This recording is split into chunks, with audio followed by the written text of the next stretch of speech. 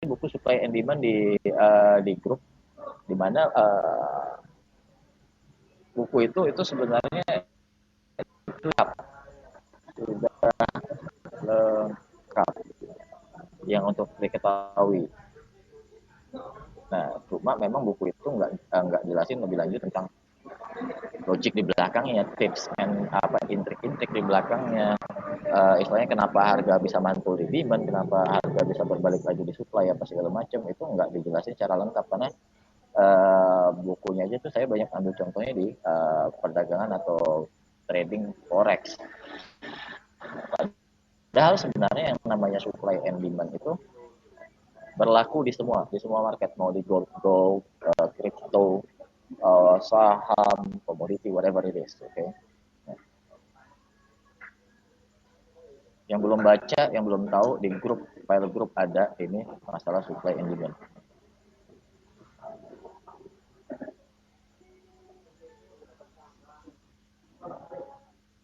Ini sebenarnya rekan-rekan tolong benar pahami banget soal supply dan demand, karena harga bergerak cuma dari demand ke supply, supply ke demand. Oke, wait ya, bentar.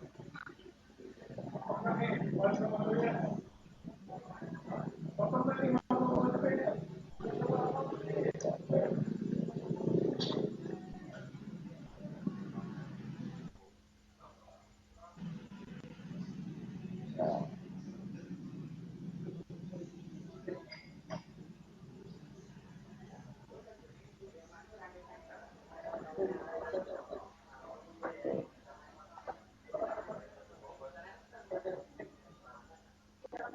sebenarnya supply dan demand apa sih, pas segala macam di buku udah dijelasinnya, tinggal baca ya.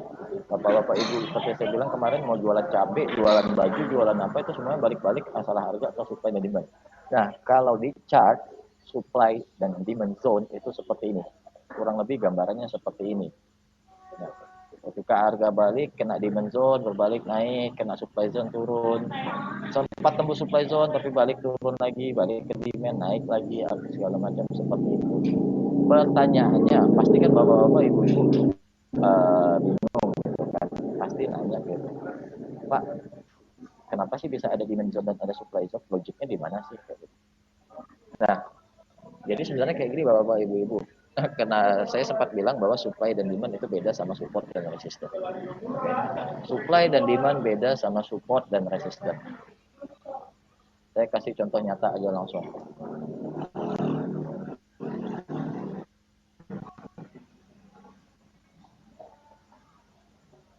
Ini nggak ada maksud pom-pom INKP, nggak ada maksud analisa INKP, nggak ada ya. Ini cuma sebagai contoh doang. Kalau di kelas basic saya sudah ajarin bagaimana mindset untuk menggambar chart. Pertama, buka dulu weekly. Buka chart weekly. Dari chart weekly saya bilang cari area-area of value. Area-area of value adalah area-area di mana harga-harga sering berbalik. Di mana di situ biasanya terjadi pembalikan-pembalikan, dan area of value ini biasanya selalu tipis banget, bahkan bisa dibikin pakai garis seperti INKP ini di sini.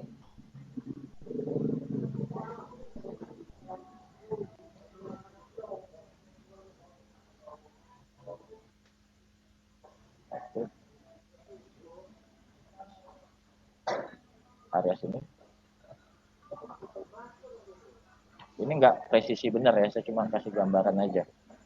Ingat, ini bukan analisa, ini bukan pom-poman, ini bukan apapun soal INKP. Ini kita cuma ngomong soal logic behind supply and demand, dan bagaimana cara analisa untuk suatu emiten.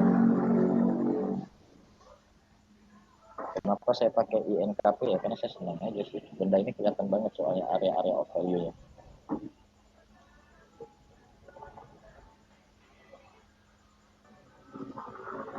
Nah, kemudian saya bilang pada waktu itu, nggak ada. Terus gambarlah trend line-nya, tariklah trend line-nya secara weekly. Gambar kira-kira dia membentuk pattern apa. Kalau di kelas intermediate, untuk tahu arahnya kemana. di weekly dulu, arah tren besarnya kemana. Kalau di weekly ini kan udah jelas nih yang satu. Nggak perlu akurat saya bilang, yang penting kita tahu tren gedenya aja. Ntar ya, lari-lari. Jadi. Nah, Lulu. Angker sikil. Nah, saya bilang pada waktu itu untuk gambaran di weekly sendiri,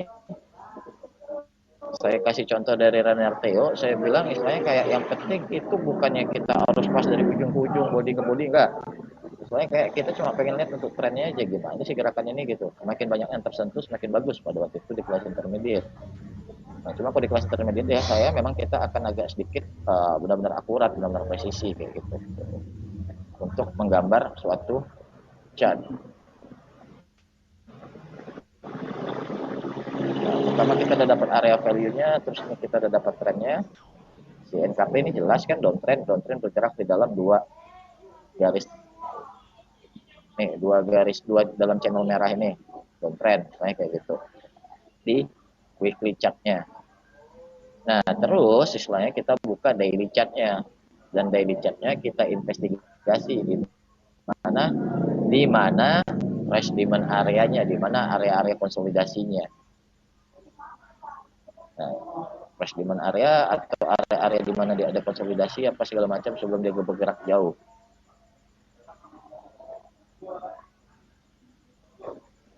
Itu adalah area-area demand-nya, kelihatan biasa di daily.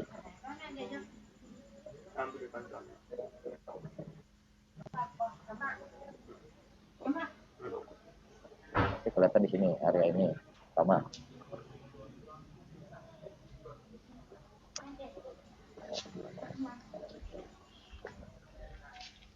Pertama di sini nih. Ini ceritanya dari mana Pak Yuta? Yang ini ya, yang kecil ketika dia konsolidasi ini 2 bulan ini. Area ini saya perpanjang. Area ini saya perpanjang. Oke. Terus yang kedua, di mana lagi area supply atau area demand-nya apa segala macam di sini. Ketika dia konsolidasi di situ. Dan yang ketiga memang area di sini. Oke. Nah, terus ada lagi di atas-atas yang saya garis-garis ini. Sudah saya buatin. Nah,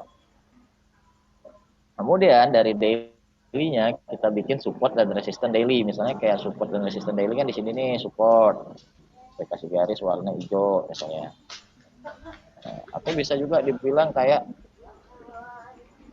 ini resisten misalnya di daily yang warna ini ya, warna oranye nih.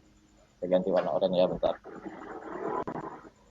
Oranye. Tetap rekan-rekan pasti banyak bingung kan, banyak kali garisnya gimana cara bacanya apa segala macam. Nah, itu kita nggak bahas sekarang. Cuma saya mau jelasin aja sedikit hal dasar yang bahkan kadang orang yang udah bertonton trading pun suka lupa. Nah, jadi harga itu bergerak dari supply, dari area supply ke area demand dan ke area demand ke area supply. Jadi gitu.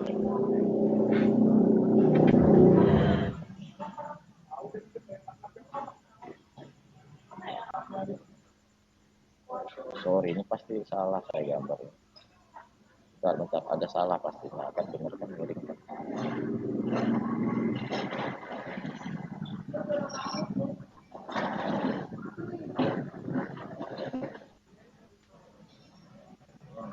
Juga.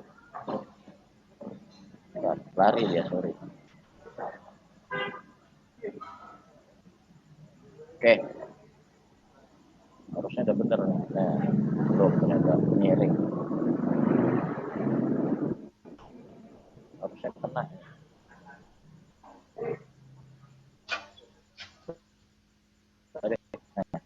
anggap aja ini daerah ini ya. Nah, yang hitamnya, garis hitamnya saya tebalin. Coba tebalin dulu. Nah, kelihatan ini si INKP ini gitu kan, bergerak dari demand area ini dia naik, kena area of value di sini, kena area X demand area sebelumnya yang jadi resist sekarang, mantul balik naik ke atas, kena situ mantul di sini dan seterusnya. Nah, yang saya mau ajarin kan logiknya, logik behind supply and demand. Nah, kenapa benda tiba-tiba muncul supply and demand ini kayak gitu.